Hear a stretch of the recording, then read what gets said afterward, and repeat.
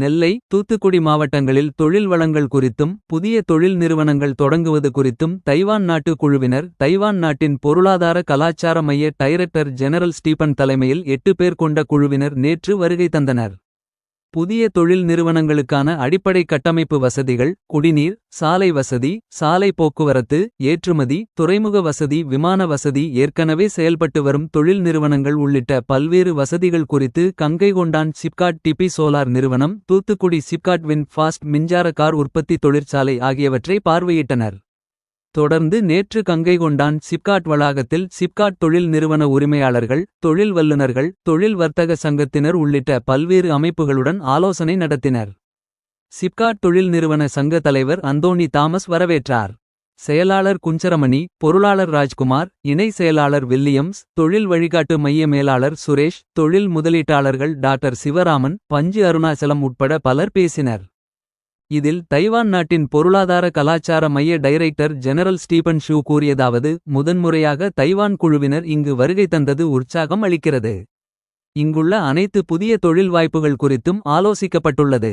மிக சிறிய நாடான தைவான் நவீன தொழில்நுட்பங்களில் அபார வளர்ச்சி பெற்றுள்ளது. இந்தியாவுக்கும் தைவானுக்கும் நல்லுறவு திகழ்ந்து வருகிறது.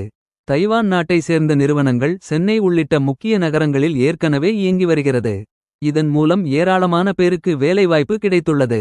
நெல்லை உள்ளிட்ட பகுதிகளில் தைவான் நாட்டின் புதிய தொழில் நிறுவனங்கள் தொடங்குவது தொடர்பாக அனைத்து தகவல்களும் ஆய்வு செய்யப்பட்டு உரிய நடவடிக்கைகள் விரைவில் எடுக்கப்படும் என்றார்.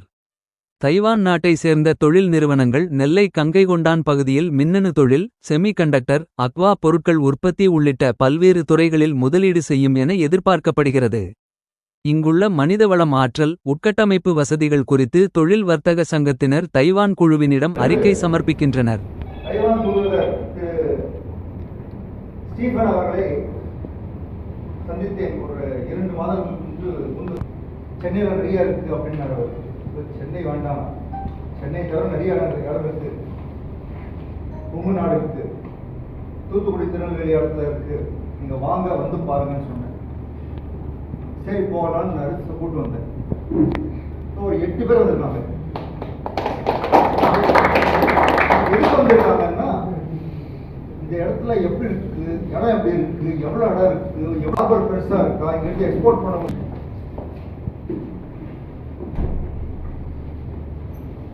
So I will speak in English because I want. Okay, I can understand. Are you? Population is 8 million. 23 million. 23 million, which is 2 cities of Tamil Nadu put together.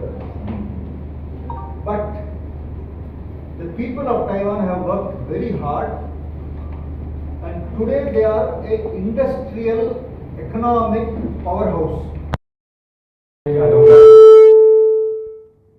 Personally, I don't like the name, but I have no choice.